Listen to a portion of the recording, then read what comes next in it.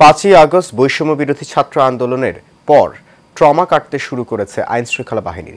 বিশেষ করে ঢাকা মেট্রোপলিটনে অবস্থিত থানাগুলো পুনর্নির্মাণ সহ স্বাভাবিক হতে শুরু করেছে। তবে কাঙ্ক্ষিত সেবা ফিরতে আরও কিছু দিন সময় লাগবে বলে মনে করেন সাধারণ মানুষ।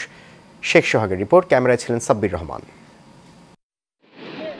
জনসেবা দেওয়ার অঙ্গীকার নিয়ে চাকরিতে যোগ দিলেও দিনে দিনে আদর্শচ্যুত হয়ে সেই জনতার বিপক্ষে গুলি তুলেছিল দেশের পুলিশ।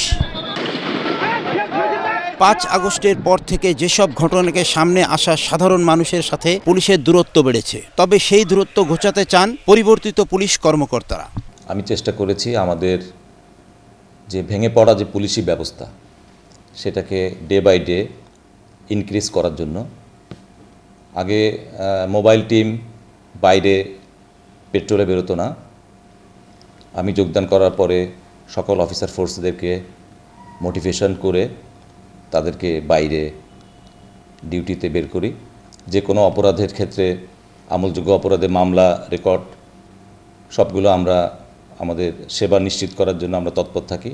2000-এর মতো ছাত্র শ্রমিক জনতার নির্মম হত্যার ঘটনায় যেই কালিমা লেপেছে পুলিশের কাঁধে, তা একদিনেই মুছে ফেলা সম্ভব নয়। তাই তো সত্যিকার পেশাদার হতে চান নতুন দায়িত্বপ্রাপ্তরা। বাড্ডা থানা এলাকায় স্বাভাবিকভাবে কার্যক্রম চলতেছে।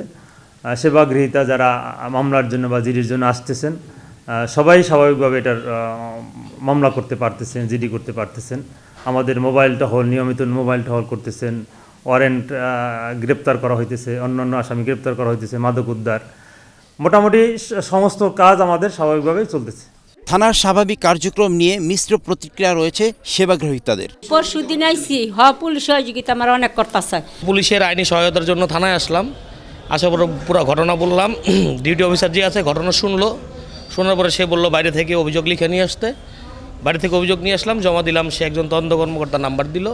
এই তো। তবে এখন পর্যন্ত 5 তারিখের পর থেকে এখন পর্যন্ত থানার কার্যক্রমগুলো এখনও সম্পূর্ণভাবে চালু হয় নাই বলে আমি মনে করি। সবচেয়ে ভালো জিনিস, ওনারা এখন আমাদের কথাগুলো শুনতেছে, মন দিয়ে শুনছে এবং সেই অনুযায়ী ওনারা এখন কার্যক্রম গ্রহণ করতেছে। এই 2 কর্মকর্তার দাবি হলো দাস না হয়ে নয়, বরং দলীয় প্রভাবের বাইরে থাকলে সঠিক পুলিশিং করা সম্ভব। শেখ সোহাগ, এশিয়ান টেলিভিশন, ঢাকা।